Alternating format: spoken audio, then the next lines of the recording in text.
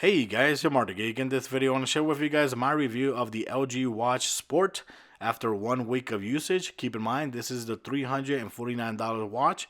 There is a cheaper one for $249. That's the LG Watch style, but it's missing a lot of the great features that this one actually has to offer. So let's go ahead and get started with my review.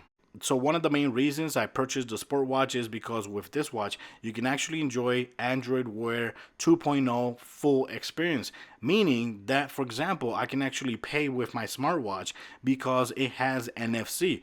And since it has NFC, I can actually go to gas stations or stores where they accept Android Pay and use my watch to pay, and it works really easily, really fast, and I'm really impressed how good it actually works. I already used it, for example, on vending machines, at Subway. I used it at the pump.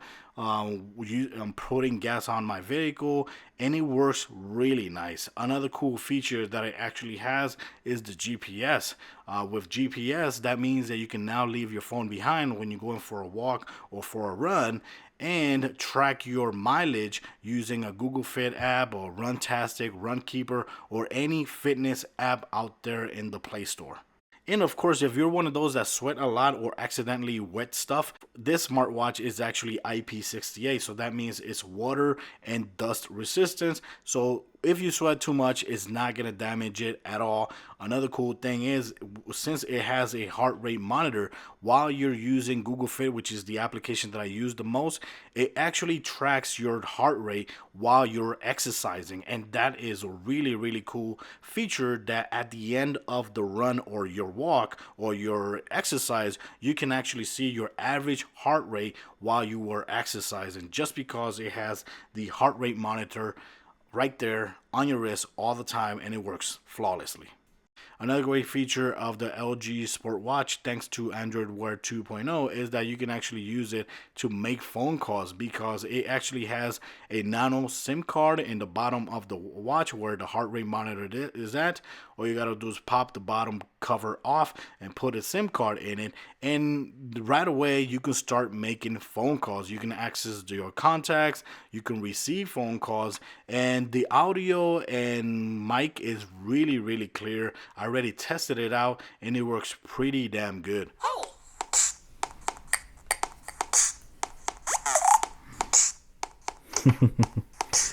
Yeah. There you go. Hey. Hello. Hello. How you doing?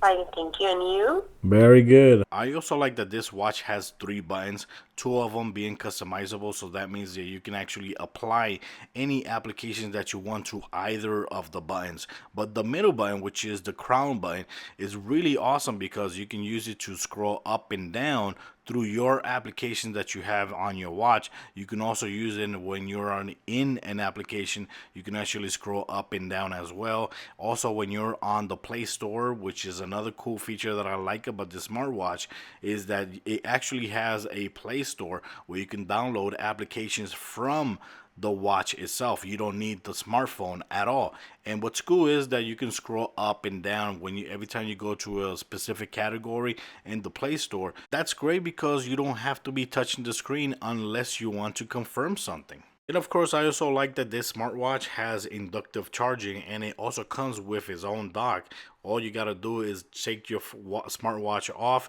put it on the dock, and it just keeps on charging. Now, I did test how long it took to charge it completely, and it actually took me around 2 hours to fully charge from 5% all the way to 100%, 2 hours exactly.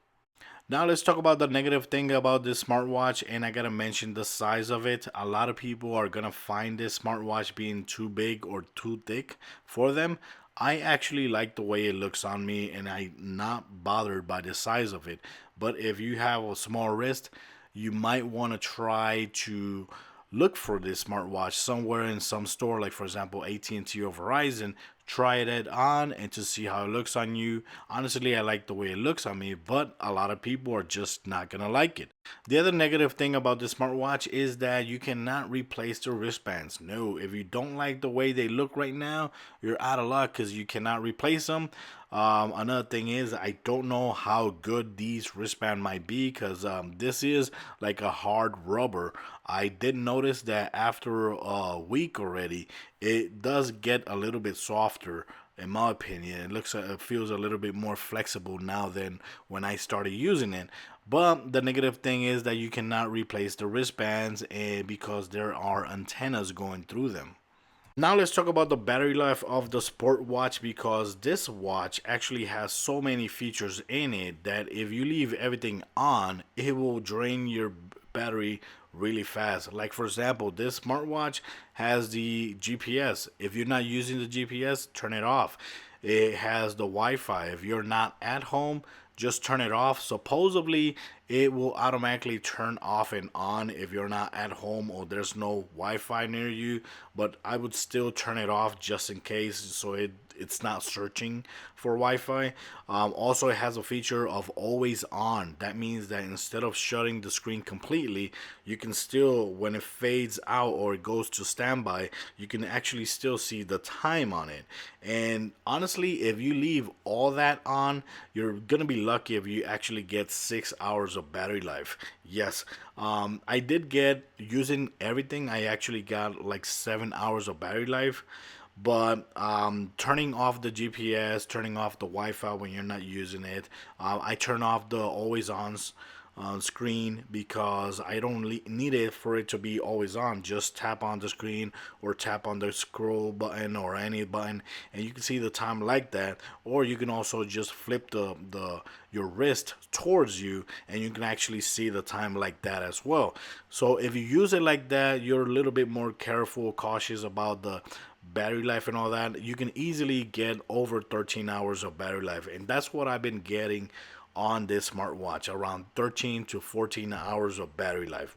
And basically, that's it with all the negative things I would have to say about the LG Watch Sport. But if there was one more thing I would have to complain, it would have to be against Android Wear 2.0 because this smartwatch has Google Assistant, but it's not the same Google Assistant as your smartphones.